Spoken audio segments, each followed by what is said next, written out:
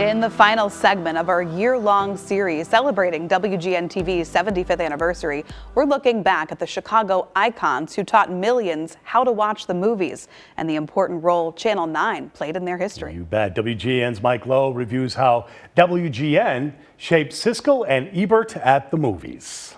The name of the show is Opening Soon at a theater near you. Two critics talking about and sometimes arguing about the new movies in town. In November of 1975, a new TV show debuted on Chicago's PBS affiliate, WTTW. Time has come again. A picture like this is fairly easy to judge. Gene Siskel sporting a mustache and Roger Ebert wearing a turtleneck. It may not be art, but it's good entertainment. Was about as flashy as the show would get. So that's my top 10, Gene. Small Change, Taxi Driver. Ebert was a Pulitzer Prize-winning critic at the Sun-Times, whose reviews sometimes made it to the marquee. Siskel was his formidable and fierce competitor at the Tribune. If you're a fan of Siskel and Ebert, but you've never seen these, it might be a little bit of a shock to the system because they were a little stiff at first. It started in 1975. Matt Singer is the author of the book Opposable Thumbs, How Siskel and Ebert Changed Movies Forever. In the beginning, it would take them like 8 hours to record one 30-minute show. That's how rough it went.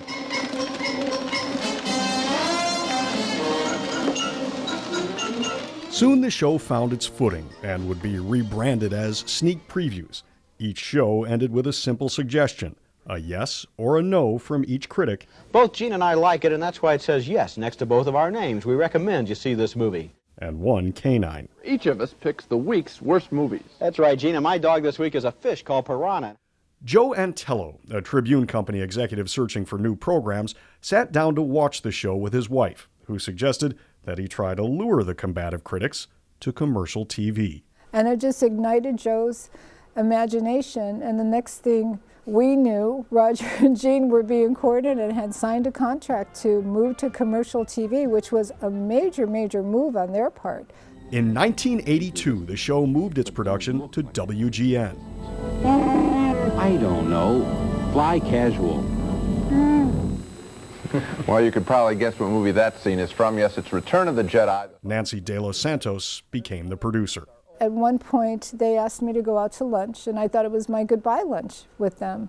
When, in fact, you know, they asked if I would go along with them to WGN to produce the show. This fall, WG entertains you like never before with At the Movies. Our full-time job is going to the movies. So join us this fall for At the Movies, the movie review program, Saturday evenings at 6:30 here on WGN TV9. For the first time, the show about showbiz would have to compete with other entertainment programs. Roger, I think this is one of the best movies I've ever seen. You gotta be kidding. I'd rather die than see this movie again. Along with its new title, the show produced a new opening, filmed at the Pickwick Theater in Park Ridge, an idea developed by Siskel's wife. She came up with that concept of them getting ready to go to the movies and buying the popcorn and getting the ticket and sneaking up to the balcony.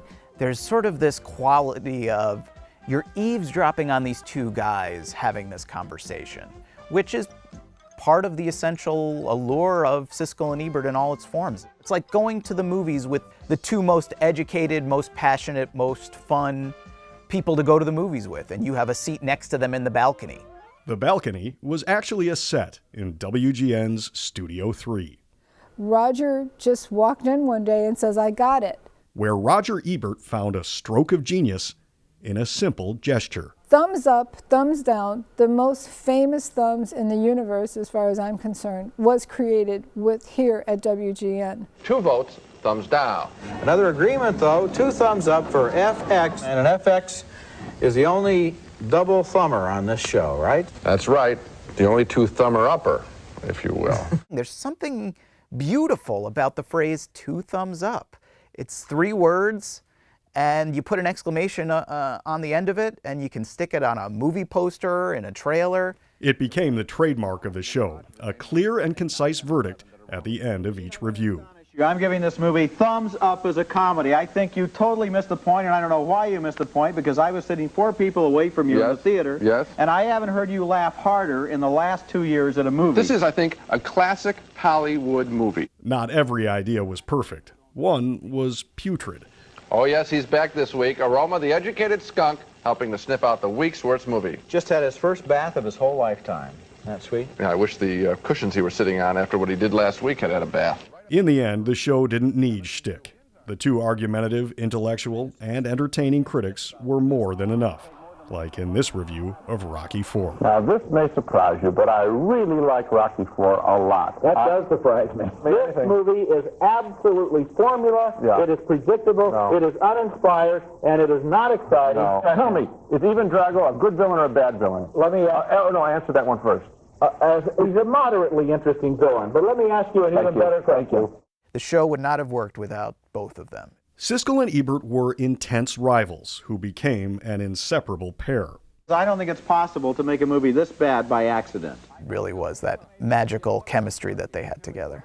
They've taken a place in the pantheon of iconic duos like Abbott and Costello, Bert and Ernie, and Batman and Robin. What Siskel and Ebert innovated was the idea of taking the monologue of film criticism and turning it into a dialogue and having it be 2 people, each with their own, sometimes very different opinion, and presenting it as this back and forth. Academy Award special, an hour long. They were sought-after guests on prestige programs like Nightline. From our Chicago bureau, Gene Siskel, film critic for the Chicago Tribune and co-host of the syndicated television series At the Movies.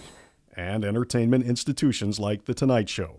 In addition to their expert opinions, Siskel and Ebert brought a sense of Midwestern authenticity to the sometimes superficial world of Hollywood. There was something kind of about the plain-spoken, blunt honesty of it.